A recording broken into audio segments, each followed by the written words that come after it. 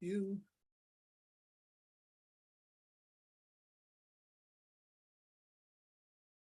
Okay, this is actually meeting number 7, but I think those who've already started the process will be able to, where I present the view graphs, you'll see you won't have missed anything. It's not like a not like a Netflix series, I suppose. If you have any questions, just ask along the way. I budgeted that into the time, or you can just raise your hand or put it in the chat. We'll catch your question and be able to assist you, okay? All right, let's get going here with this meeting.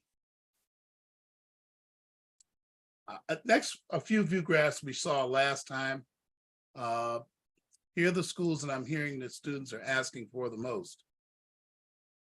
And I can truly say we're back to where we were in 2019 and 18.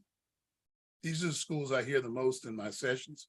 By the way, regardless of GPA, I just hear these schools a lot. And unfortunately, in some cases, they're very selective, or you got to start planning what you're going to pay for them. There's an exception, of course, any CSU. San Diego State's going to be much lower. I hear that school a lot in my sessions. And Howard, if you'll get a little bit better help there for lower GPAs are not quite so high. And Howard itself, tuition is way lower than a lot of HBCUs, some $10,000 lower. I bet you didn't know that.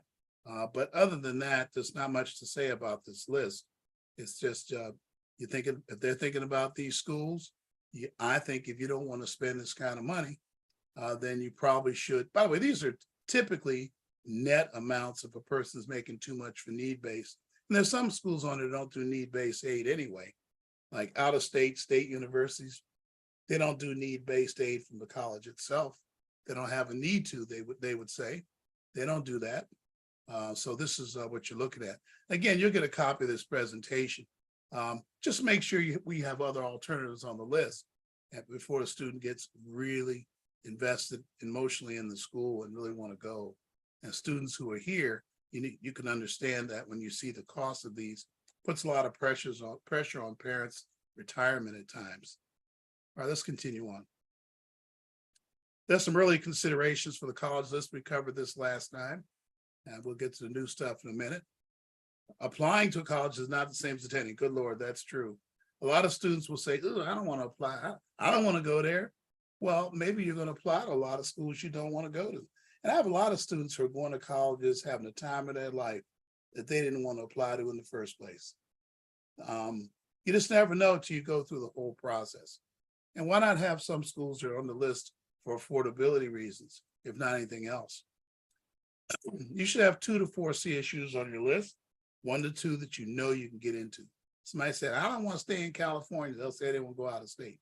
Well, first of all, there's schools in California that are further from LA than some schools that are out of the state. So I never figured that out.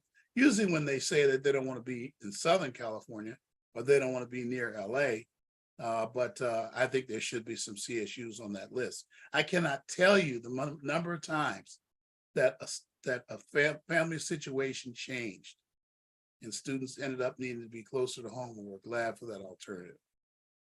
Include high career starting traditionally Black colleges with your high profile HBCUs. I'll talk about that later. Why apply to just one type of college? That's a good question. You should spread it around really, but a lot of times I'll see there's really only one type of college on the list.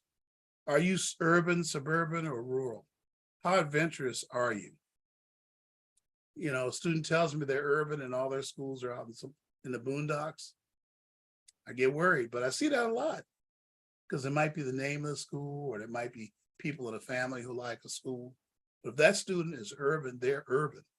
They're not going to go for a school that's further away. The most common reasons for students returning home on my program is that they're lonely, right? Or they couldn't adjust on my program. There's other reasons outside of my program, but those are reasons that are kind of common. They'll pick a school that wasn't exactly what they wanted. Sometimes in those cases, I'll admit they didn't visit. That's not the whole problem. But all things being equal, that's something you should care about. How close to home do you need or prefer to be? Those are considerations.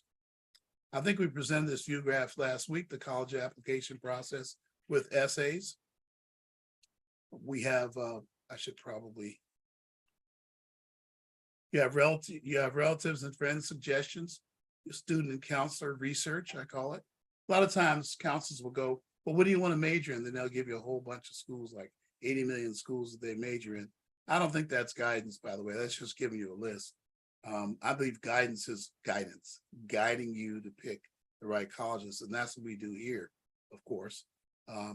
But these are two ways that students get lists, and they're not really data driven. I really prefer a data driven approach where facts and data are used. GPA, unweighted and weighted, is something that's fact, that's data. SAT score, that's a fact, right? The family income, that's a fact. And the other one is a little more subjective, career possibilities. You want to pick a school where you have a career path, or if you don't know your career paths that you might want. Notice I didn't say major there. There's going to be another meeting we're going to have later, but major and career are two different things. A lot of times students and parents and others, by the way, society, when I read articles, they get it mixed up. I have students in all kinds of careers that had related majors. It wasn't the major. It's not always the major you think. For example, I have 5 students that are in architecture or related design of buildings or interiors. And none of them undergraduate majored in architecture. None of them. You have to go to school anyway. You're going to have to go to, a 2-year program afterwards anyway to become an architect. Another good one is pre-med. I have they say I have more. I only know of 7 doctors. One's a surgeon. And only one of them majored in biology. 2 did major in chemistry, but one of them was a BA in chemistry. 2 majored in sociology, 1 majored in English, I believe. Well, how in the world did they become doctors? Well, they took the classes they needed. It's about 7 of them in order to pass the MCAT. I covered that 2 meetings ago. If you want to get a video of that meeting, let me know. I talked about how to become a doctor. There's really no major in pre-med. I think there's 1 school in America that has a major in pre-med, Ithaca College. But career is the question. What career do you want? Okay, so that stuff is data driven on the blue arrow, and that should get you to a college list. And then if necessary, you'll do your essays, your Common App, your UCSA, and your supplemental essay. I put if necessary because you may go through the data driven analysis and find out that maybe you're not going to apply to any schools that require essays. I got about 40% of my students won't be doing essays. It doesn't mean they won't go to a good college. There are lots of great colleges that don't have an essay. Get out. Great for me is come out and get a career and get your life started. It's not name. It's not, see, that's very important. To me, it's not about name. It's about getting your life started and keeping my parents out of using their retirement. That's for me, been a goal for me to get as many students I can in college where the parents' retirement is not inhibited. Okay. Then of course you can go ahead and you apply to the college you see in private college. Application completion is then done. Okay. The early action schools will be done the 1st to 15th of November. You have regular applications starting December 1st with certain schools, but most of them are due in January. I like to see all the private school applications, really. I like to see them done this year before Christmas. Now, it gets to be a challenge when there's a whole lot of schools for sure, but that is a great thing to strive for, to get them out of the way before the end of the year. I have some facts about the essays I provided last time. Pick 4 out of 8 essays. The UC essays called Personal Insight Questions.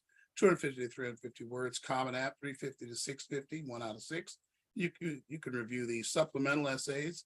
If I'm helping you directly with your applications, we'll give you a book that contains all the essays you have to work on. And we'll just work through the book while the student writes the essays. Then some schools have their own application. They have their own essays. I call them regular essays. Loyola, Georgetown, Brown, Brown is now on the Common App as of last year. I forgot. But there's other schools that don't use the Common App for sure. You might be surprised.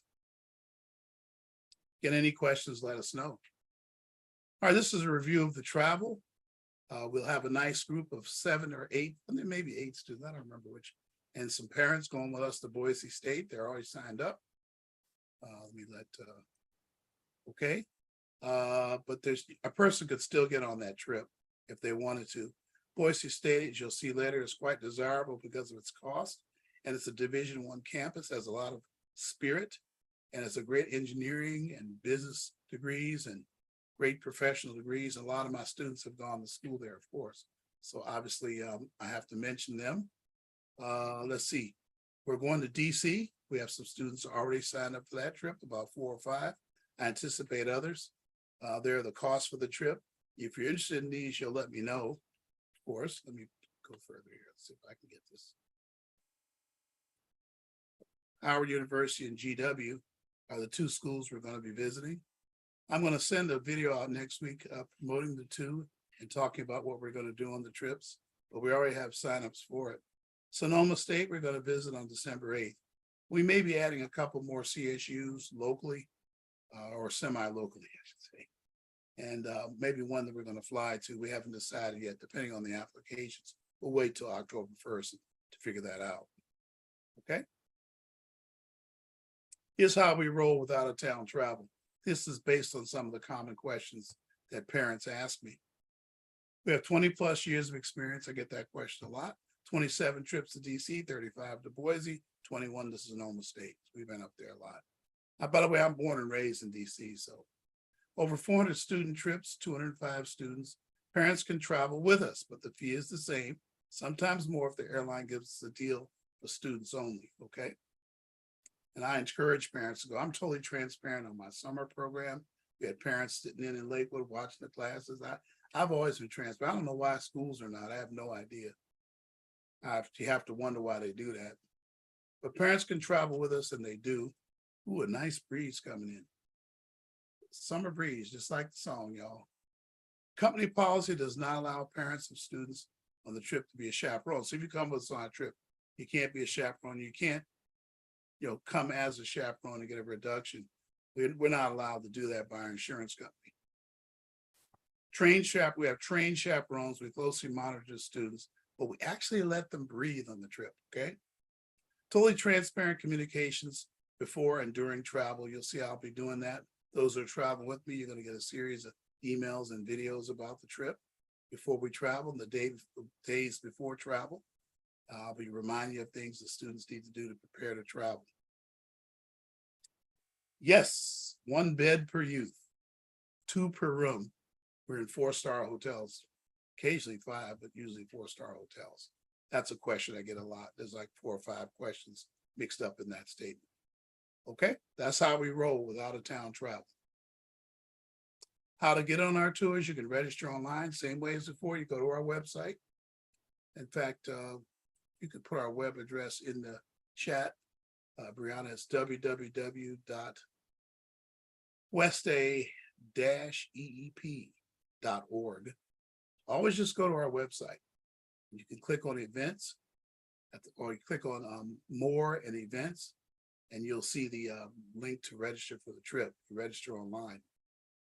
So that's www.westa-eep.org. We review the online form. We invoice. I usually will call too. We'll invoice. We email to you the payment received, then we'll put you in with the group plan. We have a group that we've set up with the airline. What we just call the airline adjutant group. We have to pay a fee, but you don't see that. You just pay your fee to us. We get it all set up, get you on the plane with us. The lodging fee will be paid the day of the trip in cash. Some parents want to pay it early. You can. I'll send you an invoice if you want to pay it early. We'll be prepaying it from our travel fund. You'll just pay back our travel fund. That's what's happening there. All right, additional college tours and planning. Bakersfield, Sacramento, Cal State LA, Loyola Marymount, and Whittier College. Just watch your email. We'll be advertising for those tours. Right now, UC is pressing us about going out to Ontario to bring our students out there. I have to think about being involved in that, whether we can. So we will definitely see about that. Just watch your email again. We're subject to do things in advance, but a little bit impulsively this year, depending on what parents and students want. This is the first year we're really back to way past normal with our travel. We were traveling during the pandemic, but this is really big the way we're doing these, back to where we were before in 2019. All right, let's get on into this. The things that youth and parents should be doing now in the admission and financial aid process. First of all, spelling process right would be great with 2 S's. Anyway, for early admission schools, send the official, listen to this. These next few graphs, I don't know if anybody anywhere is telling parents this, but yet it's the one thing, this whole area, I call it transcriptology. This is the one area which I've seen the most keep students out of college who could have got in. The college doesn't get everything they need on time. For early admission schools, I'm talking about early action, by the way, I should have said, send the official 3-year transcripts now.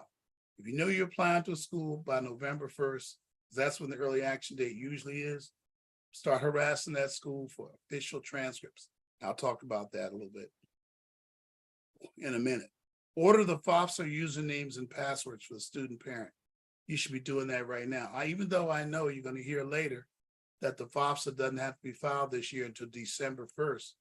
Wouldn't it be good to figure out now if you have some kind of problem ordering your username? There should be no username and password issues this year with all that time.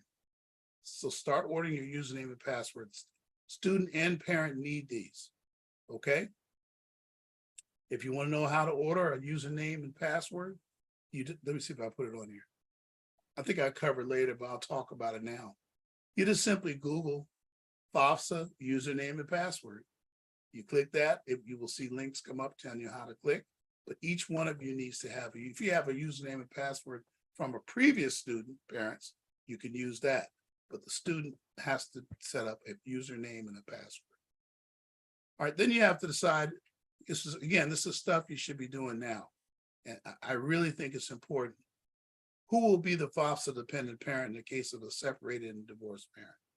Obviously, it should be the one who makes the least money. If there's not been any agreement for custody, they just go back and forth between the parents. Although if a parent has had a student totally under their control and has little interaction with the other parent, clearly you're the custodial parent. But if they go back and forth, you should sit down and talk, the two of you, and figure out who's making less money, because that really should be the FOSTA parent. Any of these issues, get a hold of me. Know the components of an affordable college list. We're going to talk about that. I'm going to show you how to build an affordable. Excuse me. I'm going to show you. I have a cold this week. Remember colds? We used to get those before the pandemic. I've had a cold this weekend. Know the components of an affordable college list. Very important. So we'll build a college list together in a moment as we go through today. Draft Common App and UC essays. Prepare for the supplemental essays. That's where people should be right now. They haven't started their essays and they have a reasonably long list. You are behind because they're at started school and now you can compete with school, athletic coaches, all that. You're going to compete with all those kind of people. CSU application list and application prep. You should be thinking about that. What kind of CSUs you're going to apply to, and organizing that. But they're kind of a separate genre, and we'll help you with that. We'll show you how we help with all these if you choose to use us. And as I said before, I think 2 meetings ago, as I go through this meeting, you should be thinking about where do you want to use me? How do you want to use? Some people use me with every part of the process. Some, like I talked to a lady today, she don't need nothing. She got it all covered. She's just going to come and get information from the meetings. That's fine. You can do that. Some just get SAT prep. That's all they need. And that's fine too. But I'm here if you need more. That's what I'm trying to tell you. So maybe just come to the meetings like you're doing today. Maybe that's good. Let's talk about transcriptology. I created that word. Again, I don't think anybody is talking about this, but my Lord, I think it's so important. Here are the schools, listen to this is remarkable, that do not, and that is not a typo, parents, that do not require transcripts with the application or before decision. unless they ask for it, right? They could ask for it, but they almost never do. You might be surprised. They do not need it. If you hear a person, a counselor, or anybody say, teacher, saying you need to send your transcripts to all your schools, unfortunately, you've just met an amateur. CSUs and UCs and most other public universities do not require you to send the transcript. Instead, they use a grade self-reporting. Now, parents, you heard of self-reporting before. Tax returns are self-reported every year to the government. They only get back to you if they audit you. But so we have self-reporting on CSU and UC applications. You're self-reporting your grades. That's all you do. You're self-reporting them. Okay. Let me see what my peeps are doing out. How about Sacramento State? Yeah, how about Sacramento State? We'll talk about Sacramento State a little bit later. We are looking at a trip there, but we're going to talk about them in a different way later. You'll see all about, actually, I include them something. When I'm building the list, I'll talk about them. Let's see. Wait a minute, what else did I see over there? Sister Brown, did I see a link to the package? I'm sorry, what was your question? Did I see a link to the, I thought I saw something else out in the chat. Oh, no, I just put the link to the website. Okay. Mm-hmm. I don't see our friends here, so I think I just shared it with you in your email. You can check to see. Do you want me to put it in the chat also? A link to it. Yeah, just your the drive link. Thank you. Use the PDF, okay? Okay, so just the PDF. Okay, I can do that. Sometimes it won't load to some people's Macs. Okay. PDF always loads. All right. All other schools require the transcript before decision. So stop and think about that. CSUs, UCs do not require transcript. Now, here's what can happen. You'll think CSUs require transcript. You'll send them the transcript. Then later they ask for the transcript. And you think, well, I already sent the transcript. And that CSU never gets the transcript. Your student gets disenrolled. So you don't have to send the transcript to CSU and UC. They're self-reporting. All other schools require transcripts prior to the decision. So everybody else is going to get one. Now the question becomes, parents, who will send the transcript and how is it sent? I don't know. Ask your school.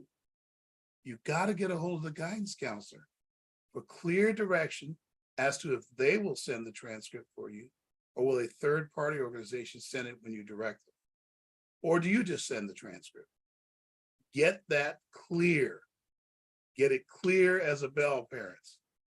And if the school is saying they're going to send the transcripts, will they keep a receipt? Will they keep some record of it? Because you do not want to be in the middle between the school and the high school, college and high school. Oh, no, we never got it, but we sent it. No, we never got it, but it's just horrible. So think about that now. Get it super clear who is sending the transcripts. Is there any question on that? I'm going to make sure that we got that clear. Any question on that?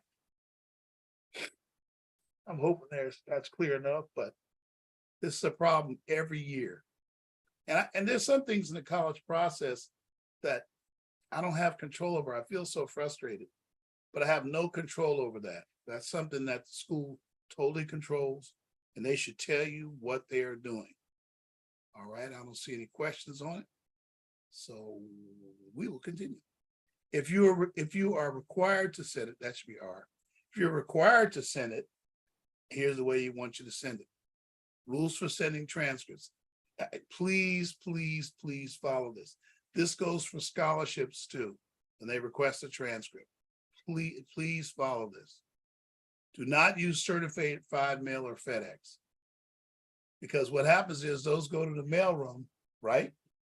And the mailroom then has to send it to wherever, and sometimes they don't know where to send it. And it gets lost in the college's mailroom. Same thing with FedEx. A lot of schools, the FedEx goes to the mailroom, then the mailroom delivers. But please notice that. No certified mail, no FedEx. How about regular mail and request priority mail with a destination tracker? And it should be sent to the admissions office of the school or to the attention of the admissions office. It should go directly to the admissions office. Postal people know they deliver to 3 offices at a school because there's a federal law about all 3. The admissions office, the financial aid office, and the general address of the campus. please make sure you get that right and get the address of the admissions office. Now, don't wait if you have an early application. You can send it now. They'll hold on to your transcript. Don't wait for better grades. Some people say, well, I'm waiting for next semester. Let the college decide if they need to wait. They're called the admissions office for a reason. Don't wait for better grades. Send it now. Okay, let's see here. The college will tell you if they need the 7th semester transcript. Don't worry, they'll write you an email, send you a letter, whatever. More about transcripts, I think. The reality of how to read the GPA on your transcript. The following GPA types are the same or very close. I know I'm double mentioning this, but it's real important. Know how to read the transcript, parents. Use and students too. I got students here. They should know how to read it. So UC, CSU GPA, weighted GPA, university GPA, they all mean approximately the same thing. And notice these are all cumulative. We don't mean what is your last year's GPA. Your last year's GPA, you may have had your best year ever, but your average may only be 2.9. Like what if you were 2.4 and 2.7, then suddenly you were 3.8? You probably feel like you're on top of the world, but that's only about a 2.8 GPA. It's cumulative GPA. It is cumulative, okay? The total GPA, unweighted GPA, and non-weighted GPA, those are all the same. If you look on your transcript, you can see those amounts there. Remember, weighted GPA is not necessarily better than unweighted. Weighted GPA only helps with UC and with CSUs. It does not help with private colleges and out-of-state public universities and private universities. They look at the unweighted GPA when determining admission. And the unweighted GPA is going to be lower than the weighted. I hope you know that and see that. They also determine how much money they're going to give you. Admissions decisions are often based on unweighted GPA. Of course, it's not true with UC and a little bit with CSU, but every school is not a UC or a CSU. Dollars from college are always based on unweighted GPA, not weighted. Of course, UC and CSU are different. Select private colleges selected private colleges qualitatively consider AP classes, not quantitatively. They look to see if you took them, but they're not doing a weighted GPA. Private colleges are not looking and reading the weighted GPA like UC does. All right, any questions on that? Let me know. I will check now and see if there's anything there. Okay, yeah, you can right now look on the chat. You can get a copy of this presentation, parents. You can click on that link and steal it on your computer right now if you want. It's in the chat. Okay. FOPSA usernames and passwords. Let's talk about those. All right.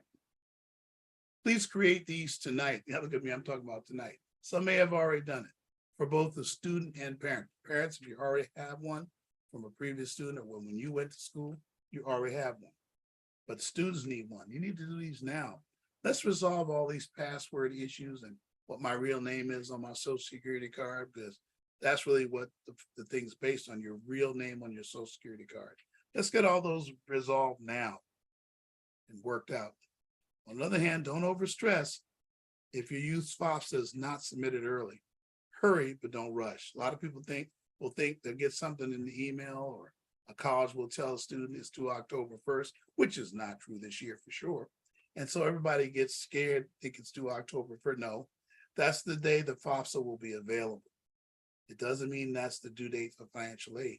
That's going to become particularly important this year because the FOPSAs are delayed, they're being changed.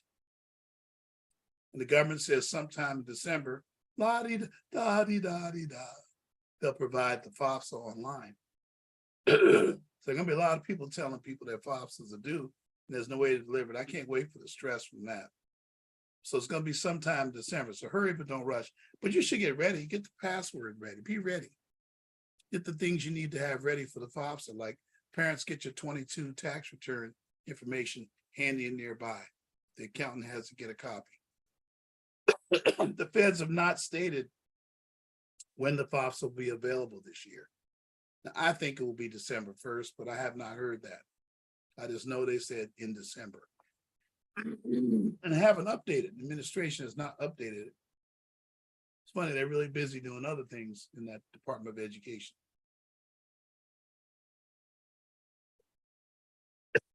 But apparently not that. False belief every year. Every year I hear this. The earlier you file, the more money you'll get. That's not true, but file as accurately and quickly as you can. It's funny how they say that, they'll scare you. You get counselors that will tell you, but this year's been really funny hearing that because you can't even file a FAFSA till December. But they would terrify students. Already I have students who went back to their campuses for the second year. They're being told you need to get their FAFSAs in early for next year already. I think there's a lot of stress being put on people that doesn't need to be.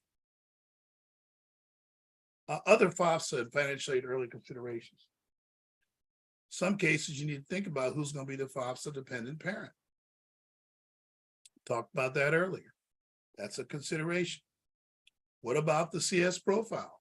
That's an additional set of financial aid documents above and beyond the FAFSA for some of you. Most of you will not require the CS profile. All right. The additional financial aid documents required by very selective private colleges. Most of you will not see it. But ones that do see it, sometimes the non-custodial parent information, in fact, most times, it's also required. So like if you're living with one parent students, they may need information from the other parent, even though the other parent is separated or divorced. So if you're the single parent, they may need the parent, the father's information in some cases. Let me tell you some of the schools where that's true with, that you're very aware of. USC requires a non-custodial parent. That's the way they work. Chapman requires a non-custodial parent. But on the other hand, LMU not only does not require it, it only requires a CS profile. It really depends on the school. So start thinking about the CS profile, whether you can get a waiver. Sometimes you can get a waiver. In some cases, you should call me about it. But colleges have been more and more reluctant, more and more reluctant to approve waivers. Sorry about that. They've been more and more reluctant to approve waivers. Definitely more and more reluctant. So please do not let your youth file a FAFSA. That's not a good idea, parents. Don't let them do that. It's the youth's FAFSA, not the parents. But don't let them do that. I've seen so many mistakes when that happens, which is right behind the next ones I'm going to talk about. Watch this. This is a good one, parents. Be aware of this one. Just one moment here.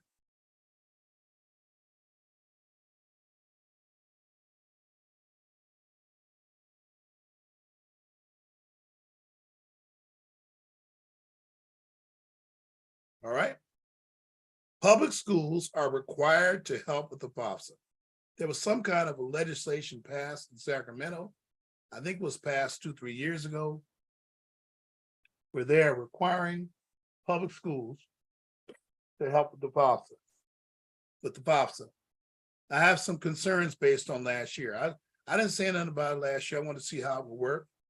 Because if it work, that'd be good, right? But there's some obvious problems, parents. Please pay close attention. Okay, here we go. They, of course, will not coordinate with you. They ain't talking to you. They're going to talk to your student and ask for your tax return. Just like everything else in school, they do stuff and don't tell you, don't they? And that's some major stuff they're doing without telling parents. Just read the news. I'm not going to get political today. It's considered a political issue to bring that up. But on this thing, they're going to ask your student for tax information. If you are uncomfortable with them getting your tax information from your child and them having to look at your income and all your stuff, then you need to stand up on that, parents. You need to do that about other stuff in school too, if you don't want them to do that. But they're going to feel they're going to feel they're required by law to do your FAFSA or work with students on their FAFSAs. Sure, it's the student's FAFSA, but It really needs adult guidance, heavy adult guidance, if you're gonna do it that way. And the adults really need to know what they're doing. But the counselor, staff, and teachers that will want to do it are for the most part untrained. Here are the weakness areas I saw last year. I was repairing FOSSAs the whole month of July last year, y'all. I repaired about 15 or 20 FOSSAs. You know, divorced and separated parents. I mean, that's a major problem area. When there's divorced, separated parents, how to do the FOSSA. Do they understand? Foster youth and quasi-foster youth. Military veteran parents, that's a problem. They got to know how to fill it out. Pastors, special way you fill out the FOSSA. CS profile issues. One family did the whole thing. They did it for them in the school, told them it was finished. Didn't even tell them about the CS profiles that were due, so they didn't get enough financial aid. Disability income, for some families have all disability income. They'll think they don't have to file a FOSSA, but they do. Disinformation about due dates. Really, parents be ready when they say, when your student comes home, and students, you be ready when they tell you, go tell your parents. We want to get their tax return, we want to help you with your FOSSA. Since you are connected to and know about our program, you should what do you call it, opt out of the FOSSA help in the school. You don't need that help. You got me to help you or give you advice, or I can do the FOSSA for you. There's no need for you to worry about that. We can file your FOSSA. We can help you with your FOSSA if you want to do your youth FOSSA yourself. Okay? We can certainly help with that. All right, here we go. What does it take to be one of our top preferred colleges? Because I'm going to go through the building of the college list with you now. What does it take to be a preferred college? It's an interesting topic that comes up here. The college needs to allow the student with reasonably high grades to attend and live on campus for no more than $18,000. Students with 3.8 to 4.0 GPAs and family incomes of up to $120,000 pay very little or lower than similar schools. So that's a good guideline for affordability to me for private college. No one ever has written it down anywhere. I'm suggesting those numbers based on the information from my parents and families, what I've observed. I don't consider a private school affordable if it can't meet those requirements. Admissible, students can attend with relatively high grades, depending on the classification of the school. So they gotta be admissible. If it's really hard to get in, I don't tend to prefer those colleges. They're good colleges and I help students apply. I even help them get in, but are they gonna be on my preferred list? A school can be a perfectly good school and not be on my preferred list. But if they're on my preferred list, there's a good reason. West AEP connectivity and favor with upper executives or key leaders in many of these schools. In fact, in a lot of these schools, we have great connections. And it's not because of me, I will add. It certainly is not because of me. It's because of the students that we've sent to those institutions who've done so well. A high level of graduate student success over time. Several current EEP alums we have. So this is what we consider to be a preferred college. You have the top 10 college, it's the same thing. Other important characteristics, low level of wokeism or far left progressivism. Yep, I said it. Some of these, it's okay to be liberal. I mean, you know, it's all in matter of preference, but some of this stuff is going too far. And I've done videos on it, but some of the stuff's gone too far. I would think for a college, no anti-Christian or anti-Catholic groups, actions.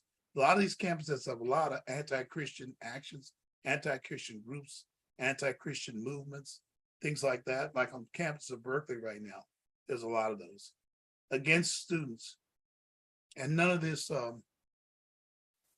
enforcing of transgender interposition, no forced gender numbers and pronouns, no forced CRT. I don't like students being forced when they're learning. I don't like indoctrination or force being. I like when students have a choice, right? Free speech. Christian groups are encouraged and allowed to select their own leaders. I think at CSU, they tried to enforce some directive. They since have dropped it. They got the new chancellor, the last new chancellor, and then they're continuing. But they used to say that Christian groups could not select from only Christian leaders to be in the group. Whereas you have a bowling group, you have to have a person that knows bowling, a golf group, a person that knows golf. But yet the Christian leader had to be open to the entire campus. And the Muslim leader did not. It could be a Muslim only. We've staunchly got a bunch of churches together, Yeah. pushed back, and lo and behold, they changed back to the way it was. At UC, they still have a little of that, so be careful. All political positions accepted and allowed should allow outside speakers. I like when speakers are allowed, even speakers who some students on the campus or even most disagree with. I like the campus to be free speech. I don't like the so-called free speech zones, only certain people can speak. Low political or religious bias of instructors is very important on a college campus. So this is to be a school that we like. Schools tend to be a little more liberal anyway. That's fine. I have no problem with that. But when they go too far, I get the phone calls from students. I read things, in the newspaper and hear about, not a newspaper, nobody reads the paper anymore, but read them online anyway and see in the news. Here's some ideas on the college list. I thought I'd start non-traditionally first. You might take a look at this little picture over here. I don't know. You'll see me, I'm a slug in the picture. There's Bishop right next to me, and these two gentlemen are from one of our partner schools. Let's talk about affordable non-traditional colleges. We've sent a few students over to, of course, Grand Canyon is the obvious example of a non-traditional great college. Every one of my students who's gone to Grand Canyon have super duper careers. Can't explain it. I mean, when I first discovered the school 18 years ago, I was very skeptical, but they produced some of our more successful graduates. They are also a Christian school, by the way. They have a lot of great Christian organizations together. They're not overtly so, but they are a Christian school. The other school I must mention here is non-traditional, is Charles Drew University, right here in the southeast part of the county. They're a partner of ours, memorandum of understanding we have with them. They take care of our students a little better financially than other students. And they go on and get into great medical careers. We have students that have turned around their medical careers by going there for training, retraining, and some that come out of high school and are doing great in radiology and speech therapy and other things. Again, just giving you your alternatives here. How about our top affordable preferred Black colleges? These are the ones that we like the most. That's a picture there of Howard University. By the way, if you're wondering about this picture back here, that's us before we signed the memorandum of understanding with Charles Drew. Bishop came over for it and everything. It was really a nice moment. Right before the pandemic, by the way. Remember our top affordable, those I said affordable preferred Black colleges. Howard University, Tuskegee University, Virginia State, Norfolk State, Tuskegee, and Delaware State. There are others too, but these are the main ones that are affordable. Some of the name brand ones are not on this list, but they're great schools. Just know they're just not considered as affordable as these schools. How about our top affordable preferred private colleges? George Washington University in DC. I will give a disclaimer, I'm an alum of George Washington. I do alumni admissions for them each season. In fact, I'll be at a couple of fairs. We're gonna have an email coming out, parents, with all the the upcoming college fairs. You may want to pick out a couple of them and go to them with your student. I'll be told, we'll have one at our church too. We'll be having the National Christian College Fair in October next month at our church. We're going to do emails and a lot of publicity about those. Seattle Pacific University.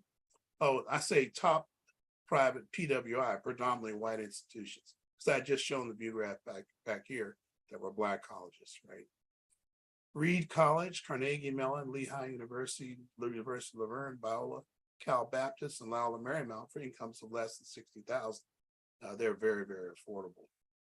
Above that, it gets a little trickier. It depends on your grades, and still even higher incomes, you're going to pay to go to LMU for sure. But I include them here because they do well for the 60, maybe even $70,000 range. Okay, again, if you have any questions, just throw them in the chat or you can ask them here too. Here's some ideas for your college list. They're going to give you ideas. Our favorite CSUs: Long Beach, Sonoma, Sacramento, San Diego, Cal State LA, Cal State Bakersfield, UC Davis, UCLA. Okay, these are based on how our students have done when they left and things going on the campus, et cetera. I feel like UCLA is okay. I mean, remember that your students going to be close to home anyway, so that's not a big problem. I love UC Davis. That's a campus where there's a lot of free speech activities and a lot of career development for UC is very, very good. Our favorite private colleges, I already said earlier, but I'll put them back up. How about our favorite out-of-state public universities? Boise State, we have 17 students that go there. By parentheses is the students that are at the school in our program. University of Nevada, Reno, we have 2 there right now. We had up to 6. Notice this is not Nevada, Las Vegas. Nevada, Reno has a lot of easy to attain merit scholarships. University of Colorado, Boulder, Colorado State, Fort Collins. These are some good examples of out-of-state public universities. I'll tell you why they're so good in just a moment. Remember, I talked about the different parts of the application process. Out-of-state university is going to do September 15th. So right now you're in that period, or getting close to that period where you can submit the out-of-state public universities. So I have some students that'll probably be applying to Boise when they return from the trip. Some will, some won't, depends on them. But you can start applying early and you'll know about it within 2 weeks whether you're in. So usually my students who are applying in September, October, they know by November 1st what out-of-state public universities have accepted them. Some of the Cal States will accept you early too. October 1st to 31st is when you're going to apply to those. But you could apply after November 30th is the deadline. Early action is the 1st to the 15th, depending on the school. I think all the Black universities, namely Howard, moved their early action date to the 15th of November. They were the 1st of November for years, but most of them are still the 1st of November. So really a month from now, you should be wrapping up the application process, starting to wrap those applications up. This is why I said you need to get your writing done as soon as possible. University of California is the 1st to the 30th. And regular private schools, like I said before the new year. If you get them before Christmas, that would be great. And these are the ones that require essays right here. The early action private colleges and the Protestant Christian universities, University of California, and the regular period private colleges, they all require essays. And we do small group support, and we help students get those in, and we support application delivery as well. We showed these view graphs last time, but this is the full process for delivery of applications. In the black, you'll see it's the private colleges. You have the SAT, which is in a dashed box open to the left, because some of them are optional. But as you know, I think optional is required for most students. Teacher recommendations and transcripts, those the black arrows, and the essay. And then you can deliver the application over here in lavender to the right. The red arrows is the UCs. You'll have a grade self-report, essays, then you deliver the application. There are no teacher recommendations, no transcripts with UC. The green arrow is CSU. You just do a grade self-report, you can submit it. However, that grade self-report is not extremely easy to do. And that's why we help with that process a lot. You can see that we can help because we're willing to have the student submit a data form to us, and then we can do the self-report for the student because it's easy to mess up that thing. And then, of course, what we'll do is we'll teach the student how to follow up on the application. We can teach them how to open their portals up and how to follow up on that application as it goes to the CSU system. Any questions at all? I'll be glad to take those. So it's about $55 for us to submit them for you and then show the student how to follow up. Again, if you want to get a data form, just email me. I will send you a data form and your student can get some help getting that application self-report done. We'll submit it. We have an offline database. We can put it in and just transfer them into the application. Makes it way easier for your student and the grades will be inputted correctly. All right, we talked about UC and selected private college already. I won't have to do it again. But this shows where we help, right? We can help with the Common App essay down here at the bottom middle and the UC essay. We can also help with SAT prep. We have open seats for the November SAT prep. We've already started the October class.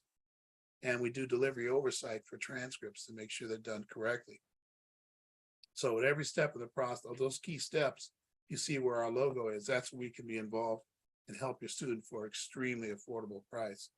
And again, if you're going to handle this yourself, or you have someone to help, or you think the school can, you won't need us to do this, but we're available to do it.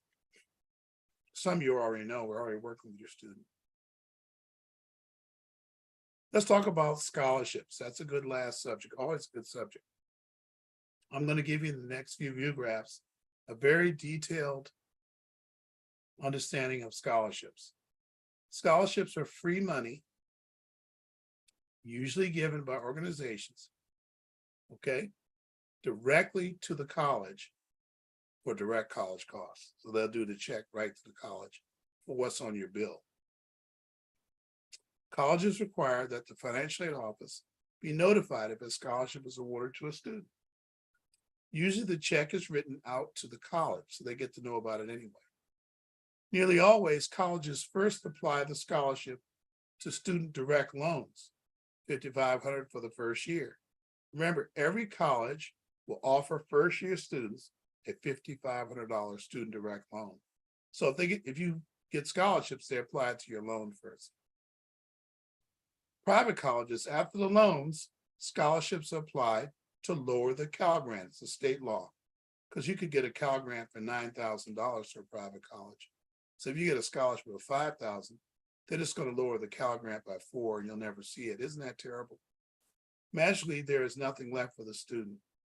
And you can't do anything about it because the check is written out to the school by a lot of these scholarships. This is called scholarships. So when you have a scholarship in California, it means it's written out to the school.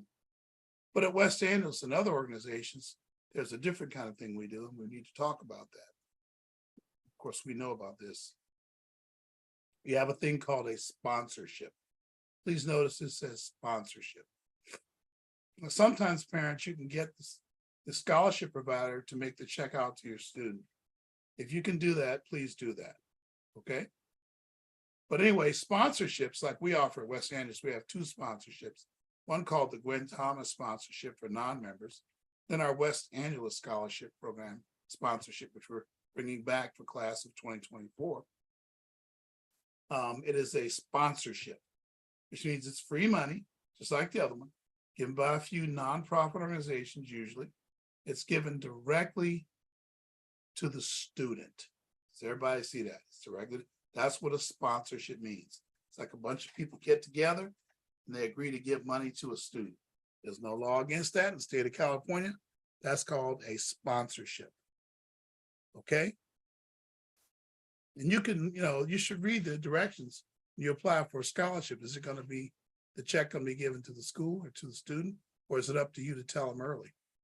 The student is not required to report sponsorships to colleges after their financial aid award. It's like a bunch of people get together and agree to give a student money for college in a specified, organized manner. That's a sponsorship. That's what we do at West Angeles. It's often, like, for example, we get together and decide that students who are active in our sessions, right, who are active in our program have a chance. The ones who are not active don't have as much of a chance. Well, we're kind of like told that because the person that left us the money in their trust for the scholarships said that they needed to be active. It's often accidentally and mistakenly called a scholarship. Like I might slip and say scholarship because it does act and feel like a scholarship, but it's a sponsorship. West Angeles has a sponsorship fund for church members, for active high GPA, regular attending, non-church program participants in our program. Like people who come to meetings like this, when students start to show up in the meetings when we have them, prepare them to go to college. If they're involved in our program, in our after school, in our summer program, in our homework club, in our travels to schools, these are all considered to be active participation in our program. Okay, other scholarship types. You have institutional, given by the college, need-based grants. This is free money given by colleges and universities to themselves to lower the direct costs. The dollars don't really change hands. They just lower the cost of the school. They tell you on their financial award, it's an award, okay? It's done based on need.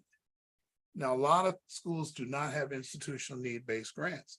Out-of-state public universities do not do need-based grants. They're only merit. Where do you see institutional need-based grants? In many, I would say you see it in many, sorry about that. You'll see it in many private colleges, PWIs, not Black schools. They don't do need-based grants, but you certainly see it with predominantly white institutions. They give a lot of free money. If parents are making less than $80,000, they'll see that kind of award on the financial aid award, like called a university grant usually. Each year in college, financial need is reassessed from the FAFSA, and the need-based grants will go up or down based on that assessment. So every year you might get $30,000 from a school one year and then get $40,000 next year because your parents make less money, students. Or the other way around, if they make more, you might get less. For CSU, that's right, you got to do a FAFSA every year. For CSU and UC, need-based grants are the Cal grants and the university grants, and they're Pell grants for incomes less than, you can change that now to $52,000. It was raised this year, got to correct that, for 3 family members. So the Pell grant is a need-based grant from the federal government. Everybody doesn't get a Pell grant. In fact, most students do not get Pell grants. Although in society, you hear all the time that Black students get Pell grants. They do not. They do if their income says they do. Some private colleges and universities also award need-based grants. HBCUs do not. Which HBCUs and PWIs do award federal Pell grants. So they do need-based aid at HBCU. Only need-based, and it's only federal, okay? It's never going to be, school-based aid. So this view graph was about institutional grants. How about merit scholarships? Institutional merit-based grants for free money, usually given by colleges to themselves based on the student's academic merit, okay? It lowers the direct college cost. Dollars don't really change hands. Some colleges' scholarships, like Western Public Colleges, Seattle Pacific University, Grand Canyon University, are easier to get. Some have easier to get. Like I said, Howard's scholarships are a little easier to get than, say, Hampton's. They're easier to get from these other colleges. The hardest to get are private colleges, including HBCUs and UC. They're harder to get those typically than in HBCU and UC. You have to have a much higher GPA. Then you have institutional academic merit awards. Sometimes guidelines for the academic merit award on the website, sometimes they're more subjectively based each year. Like you go to some schools' websites, they tell you down to the decimal point what scholarships they give. Off the top of my head, if you look at Chapman or Azusa Pacific, they're saying exactly who gets it. With a certain GPA and a certain SAT, this is the money they get. Okay, I see that with Seattle Pacific too. There's other schools too, but the predominant majority don't say. They just say they do it, and every year they decide it subjectively based on the pool of candidates. So if you get a lot of 4.0 students, they'll only give them scholarships. If they don't, it's spread out, then they'll have a lower threshold. Okay, so it's based on the pool, not on some numbers that are arbitrarily, or that are stated every year before the year begins. The WUI, of the Western Undergraduate Scholarships, is free money given by certain Western public universities and are a way for the high GPA student to get a very affordable college out West. I mean, like the most extreme example, of course, I'll give you different examples, is Boise State, that for West Angeles students, 6 students will get $20,000 per year from Boise State, nearly $20,000 this year. And the school is only about 38, so you got most of the costs covered there. Just because they got a WUI from us, the WUI they award for our students is better than the WUI they award the public. But it's the same idea. That's why we have students looking at that school. And that's why it's a good school to look at least in think about it for your student. I've had students pick Boise State who never thought they would go, namely my daughter. So it all depends on what you see when you visit. State schools in the West, which are the most popular ones, either do not do WUI scholarships or they're very small. As Arizona State, University of Washington, Washington State, University of Oregon, Oregon State, UNLV, not much merit award. You're pretty much exposed to the cost as a parent. And as you know from the first few graphs I presented, some of these are the most popular schools for students. In fact, all of these are on the list of the most popular schools for students where they want to go. You'll hear these schools all the time, Arizona State, Arizona. I guess I don't see Arizona listed here, but it should be University of Arizona. It's very popular with students. But those schools are $50,000 exposure for out-of-state students. Let's see, more merit-based grants. In some cases, very high GPAs are required to keep the award. You could probably get the award, then you got to be 3.25 to 3.5 to keep the award every year. You might get it, and then you get a 3.2 and you lose the award. It's a factor, you need to factor it into your college selection. But then you get these high quality schools like GW, if they give you a scholarship, a presidential scholarship for $45,000 or $40,000, you'll keep it if you're 2.0 or above, but they'll warn you. Isn't it interesting? They don't take it away from you as easy. Family incomes for greater than 60,000. Most private colleges, are not affordable without a merit award, right? Unless you get a merit award, you really can't do certain schools. Students, you get the school you earn and want, not just the one you want. That's what this is showing you. You get the school you earn and you want. Scholarship facts.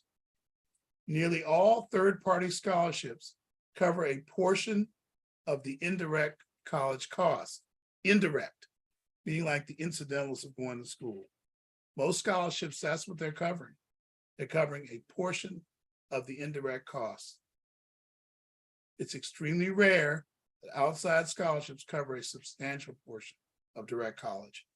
It's rare. I mean, it doesn't mean you shouldn't go for them. In fact, parents, if they don't look for scholarships actively, I'll show them how to look in a minute, then maybe that's a criteria for you to determine whether you want to send them there or not. Many who claim they're getting funded by a lot of third-party scholarships are really getting a large merit award from the school, and that's fine, or a lot of need-based funds from the school. And I've said last week, beware of people who say, I got a free ride. When you analyze it, it's usually not true. People use the term scholarship and financial aid interchangeably all the time. They'll say, I got financial aid. I got a scholarship, and they're interchanging the terms. They say, I got full financial aid. Well, yeah, and included loans probably. And they'll say it's fully covered. Do the above, watch for scams though. Companies who claim that if you pay them, they can guarantee scholarships or financial aid. Parents don't fall for that. That's every year they're out there. Just run them by me first. I'll help you how to question them back. There was a real popular one going down the city right before the pandemic. Then I stopped hearing about them, but just watch out for that. Do not pay for scholarships. Please don't. Best way to afford colleges is to pick one that is affordable, cost sustainable. Do not depend on or bank on a large third-party scholarship that may or will not happen. I put may in there, but may or will not happen. Okay, don't say, well, I'm going to this school no matter what. I just got to get scholarships.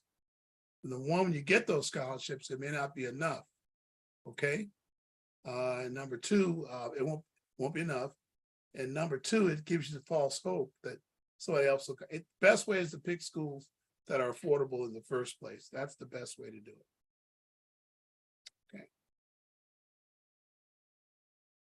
Okay. Here's our viewpoint on scholarships. Students should apply for scholarships for sure, but they're a bit overrated given what parents hope and expect they will do. They should do it though. Parents, hold them to it. They need to do it, but let's not bank on them too much. Let's pick schools that are going to be affordable anyway. Some people are having trouble connecting today. I don't know why. I don't understand this. They keep coming and dropping. Direct costs are a major college. Oh yeah, this is important. The direct costs of a school are where 80 to 90% of your cost is, right? The scholarship is typically paying for the indirect costs of the school, and they run typically $500 to $1,000. The high ones are $1,500 to $2,000. Yeah, I know there's some super high ones, parents. Those are the ones that require really super high grades to get. Third-party scholarships are great for indirect costs. Where are they?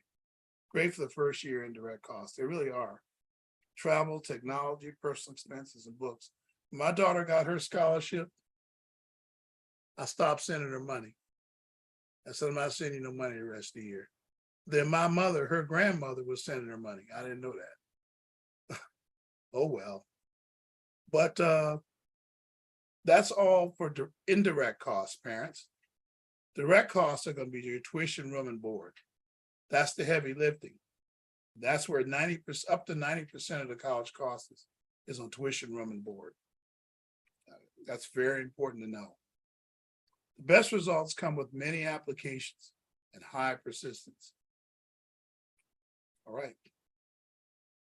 The highest outside scholarships are awarded to students who need it the least. I hate that. Students that are like 3.9, 4.0, unweighted, and have high SAT scores can go to schools where almost all the direct costs is covered by the college. Yet they're getting large third-party scholarships too. One student I had in my program, this happens pretty regularly actually. I'll have a student that's like 4.4 weighted, 4.0 unweighted, and they pick the right school and they get full coverage. Yet they get scholarships for $5,000, $6,000, $4,000 in addition to that. And I see my parents that are struggling at 3.7, 3.8 are struggling to pay for college. This is one major reform that needs to be made to college. One day I'll do a video on what are the 20 major changes that need to be made to this system. It seems unfair that third-party scholarships to make up those gaps when they're sponsorships, right? Just get the money in their hands. Need-based is the second highest category. Incomes of $45,000 or less do get a nice amount of funding from most schools. Not HBCUs, but other schools they do. Students, 45 to 60,000, for example, they apply to Chapman or USC. they pretty much will not need loans for college, right? So that's definitely a consideration if incomes are low. And if a student can get into a school like that, right, they have to be able to get in. Here's the biggest mistakes I see with scholarship applications, parents. Lots of work, but a small amount of money. A lot of work, relatively small amount of money. So that's very general recommendation letters. Don't write general. Don't go to a person and say, certainly not me, and say, Deacon, write me a recommendation to whom it may concern. I'm going to say no. Tell me exactly who to write the letters to, and I'll address it to them, even though it's the same letter. It's very important to not do to whom it may concern. I've been on the other end of that and been on a scholarship committee and get that. It's just really, I end up having to call the recommender anyway, because I'm going to make sure it's them. It could have been the same letter. Sometimes they don't even remember doing it. So don't do to whom it may concern. Don't let your recommenders do that at all. I don't write mine like that. Applying for scholarships due to amount with no regard for the qualifications. You see a scholarship of $10,000, you tell your student to apply, and it says they have to have a Pell Grant. It has to be a need basis. They're not even going to be considered for that award. And they ask for a copy of the FAFSA, right? Make sure that students meet the requirements before they apply. Then you have late applications, or they missed an email from the organization changing a date or asking for more information, and that application is not considered. How to find scholarships. Check sources. Best sources, ask your parents, students, if you're listening. And others, you can search company websites, utilities. Almost everybody seems to have a scholarship. Credit unions, I know Connecticut gives about 400 of them a year to credit union. And they give at least 40 to our students, up to 40 to ours. They're small, they're $200 to $1,000, but it is a scholarship that's covering indirect costs. Use Google. Yep, the literature changes every time you search. Search for them. You college scholarships, I have 2021 on there, y'all. But 2023, whatever, I got to change that out. 2 or 3 times a week, you can search. Only apply when you meet the requirements. Now, our webpage, you go to our website and go to scholarships, we're always updating that. We're constantly, consistently updating our scholarship page. We also have a great partnership with Educate California. We'll be posting a link to their page. We even going to have a code for you to be able to sign up for those. We're working on that email. I had work stop on that to get ready for this meeting.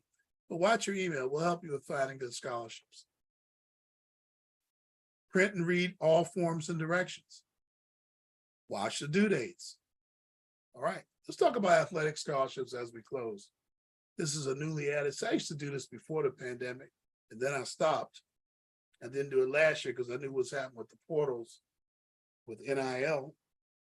So I knew it was going to be harder for students. Perhaps it'll loosen up a little bit this year. Who knows? Probably not. You probably won't get a scholarship to a large Division I school, or you'd already know it. They'll already be recruiting you, or you're already signed. That's the way it goes. They sign them in 11th grade now. This side, I saw them in 10th grade, the letters them in 10th. Lower Division I and Division II NAIA, NCAA coaches usually make promises they can't honor. Please be aware of that. They have to they have to make sure they get a lot of depth in their programs. They might be recruiting several students at one time. They want you to wait to find out, though, you know. That's okay. You can wait. Keep your options open. Athletic awards and promises to play regularly are not done until late spring and even early summer. Keep that in mind. Just a moment.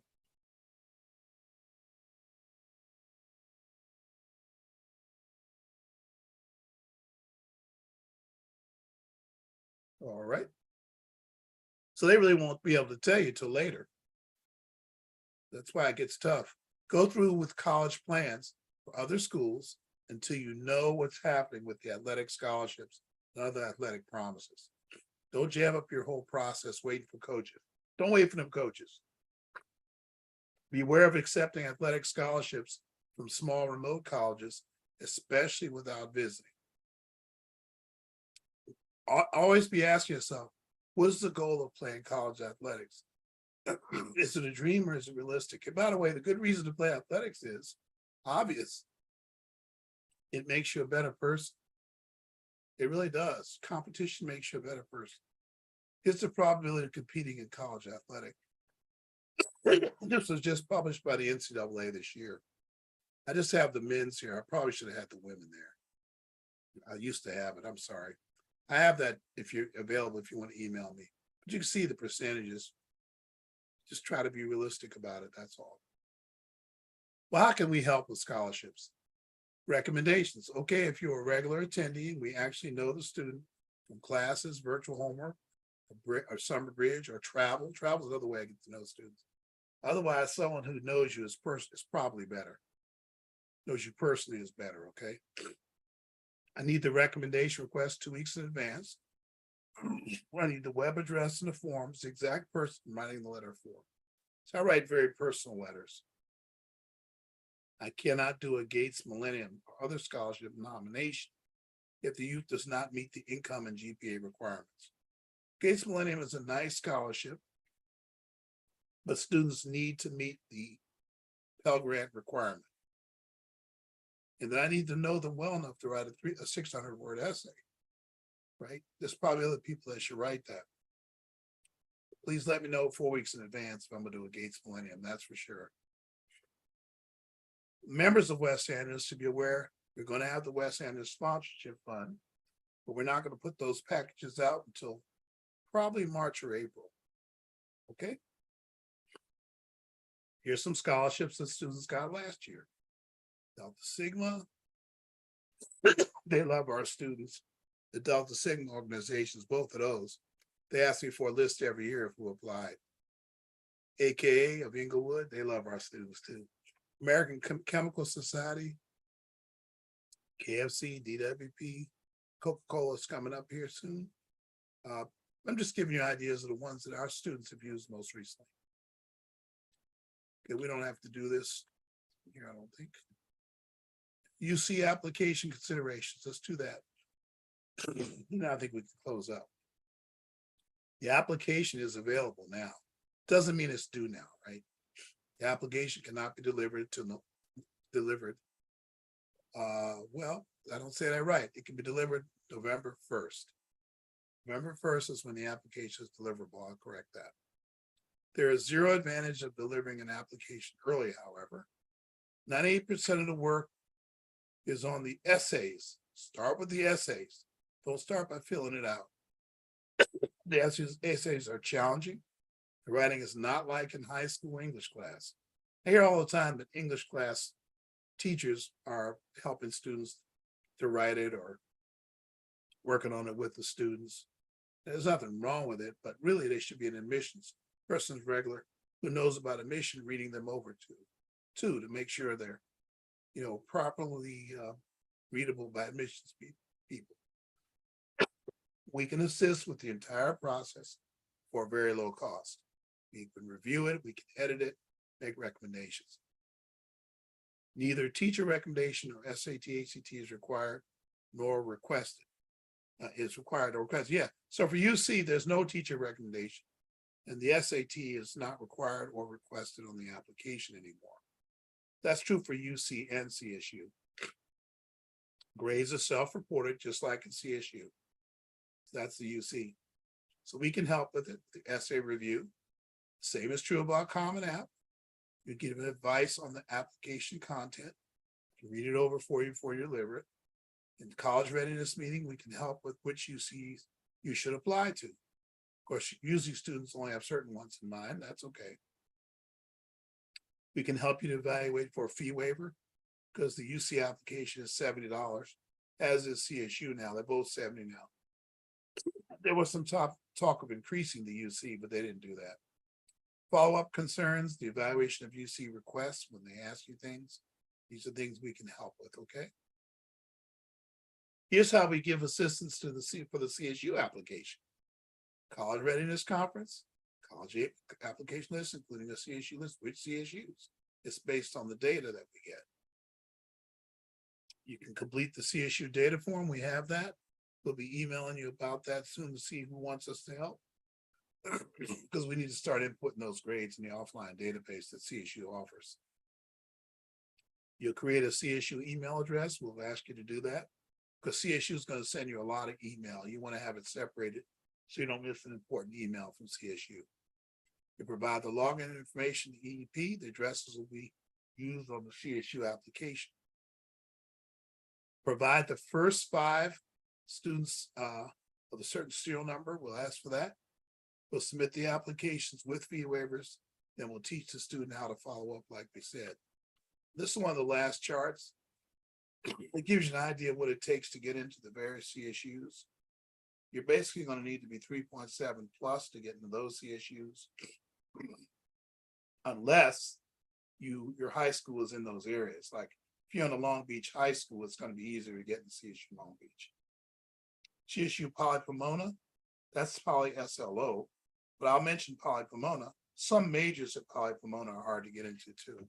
But Poly SLO for sure, you're going to have to be 3.7 or above. And that would be kind of a reach there, actually, now that I think about it. 2.5 to 3.0 is going to be these CSUs here. And then 3.1 to 3.6 is all other CSUs. Okay. Unless you're in the area of that CSU, then you can get in for 2.5. If you're in the Los Angeles area CSU high school, you go to Cal State LA, 2.5 to 3.0. On the other hand, if you're living over in the West Side, it will take a higher G. Like going to Dorsey High School, no, not Dorsey, like Uni High School, which Northridge is in Northridge's area. it's going to be more tougher to get into Cal State LA. We talked about that last week about the area impaction. Okay. UC's kind of shake that. This is last year's data. Students we got into Berkeley, UCLA, Santa Barbara, USD were 4.0 or above. Students we got in Merced and Santa Cruz were 3.5 to 3.6. And the others, UC Davis, Irvine, Riverside, they were 3.7 to 4.0, just to give you an idea. That's why I get this time of year, students who are 3.0 and are upset they can't get into UC. I feel so bad when that happens. But our UCs by state law take the top 10% of students. So clearly that's the reason why they can't be admitted. It's not race.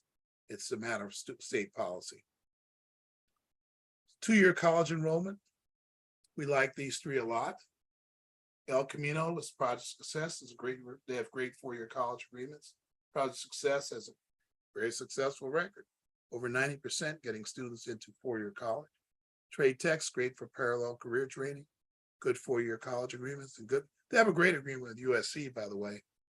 Promise program where students who go to that school and get a 2-year degree are guaranteed a spot in USC if they have a GPA of 3.4 or above and are underserved minorities.